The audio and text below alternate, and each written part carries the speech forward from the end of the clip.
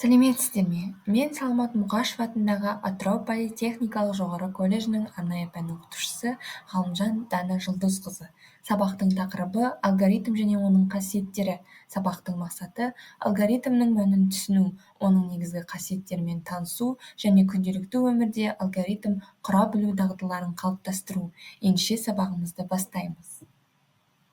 Ең алдымен алгоритм дегеніміз не деген сұраққа жауап беру мақсатында жасанды интеллект көмегімен жасалған видеороликке кезек берейік. Бұл жерде күнделікті біздің өміріміздегі алгоритмді көруге болады. Яғни таңертең ұйқыдан тұру, жуыну, тамақтану, киіну және сабаққа бару. Алгоритм дегеніміз белгілі бір мақсатқа жету үшін орындалатын әрекеттердің реттелген, нақты, түсінікті тізбегі. Енді алгоритмнің қасиеттеріне тоқталсақ, бірінші реттілік қасиеті әрекеттер белгілі бір кезекпен орындалуы тиіс. Екінші түсініктілік қасиеті әр қадам кез келген адамға немесе компьютерге түсінікті болуы тиіс. Үшінші детерминдік қасиеті әр команда нақты бір нәтижені беруі керек. Төртінші аяқталушылық алгоритм шексіз жалғаспай бір қадамнан аяқталуы керек.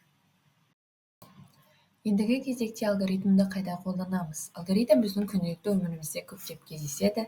Екінші математикада көптеп қолданамыз, себебі күрделі есептерді шығару барысында бізге тізбек, реттілік үлкен қызмет атқарады. Үшінші компьютерлік программалауда және робототехника, сонымен қатар тағы басқа салаларда өте көптеп қолданылады.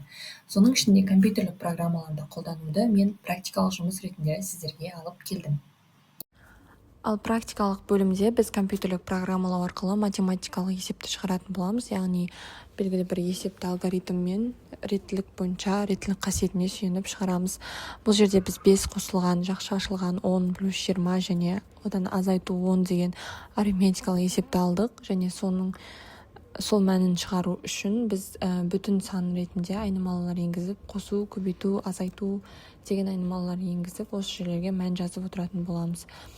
Қосу дегенге екі жақшаның ішіндегі мәндердің қосындысының мәнін жаттап алатын қылып, көбейту деген айнымалыға осы қосындыдан шыққанды 5-ке көбейту, соның мәнін жаттап алатын қылып, және соңында азайту деген айнымалыға осы барлық осыған дейінгі көбейту орындағанның азайтамыз 10-ды, осы мәнді жаттап алатындай қылып енгіземіз.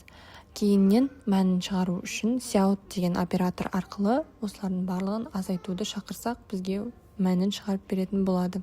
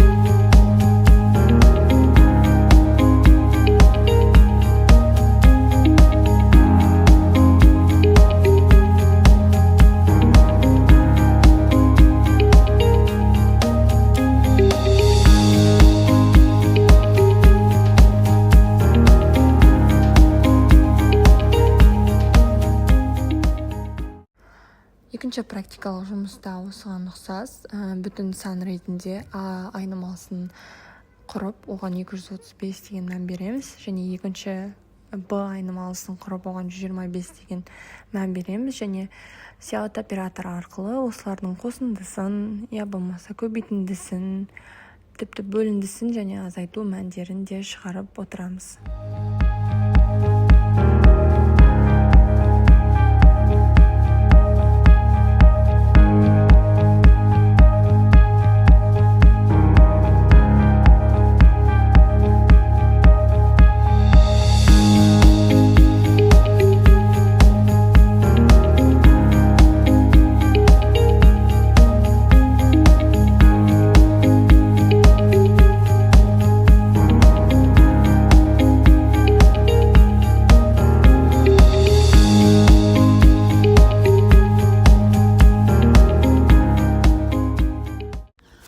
Және де бізде алгоритмнің негізінен 3 құрылымы бар. Бірінші құрылымы сызықтық, яғни әрекеттер бірінен соң бірі орындалатын реттілік қасиетіне ұқсас. Екінші тармақталу құрылымы. Бұл жерде шартқа байланысты әртүрлі әрекеттер орындалады. Үшінші цикл, яғни қайталану, белгілі бір әрекеттер бірнеше рет қайталану арқылы орындалатын алгоритм түрлері болып келеді. Және сол негізгі 3 құрылымға мысалдар дайындап алып келдім.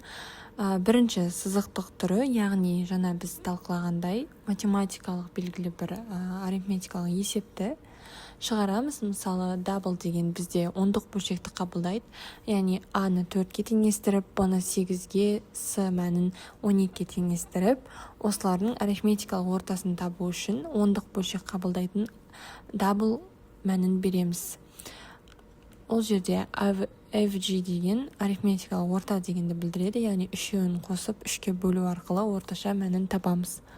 Екінші бізде берілген бұл жерде шарт мәні, яғни шарт арқылы орындау, жоқ немесе тағы екенін анықтау үшін, мысалы бір сан енгізіп, ол егерде if деген оператор бізде егерде деген сөзге жауап береді, яғни егерде біздің x мәніміз 2-ге бөлгенде қалдығы 0-ге тең болса, бұл жұп сан деген мәнді береді. Else деген егерде деген мән орындалмаған жағдайда тақ сан деген сөзді қайтарады бізге. Үшінші бізде бұл қайталау циклы, яғни 1-ден бастап 10-ға дейінгі сандарды қайталап отырып шығарып беру. Осымен біздің сабағымыз аяқталды. Сіздермен бірге бүгін біз алгоритм дегеніміз не, және оның негізгі қасиеттері қандай, күнделікті өмірде алгоритм деген қандай реттілікпен орналасады деген сұрақтарға жауап таптық. Сіздермен бірге болғанымызға өте қуаныштымыз. Назарларыңызға үлкен рахмет.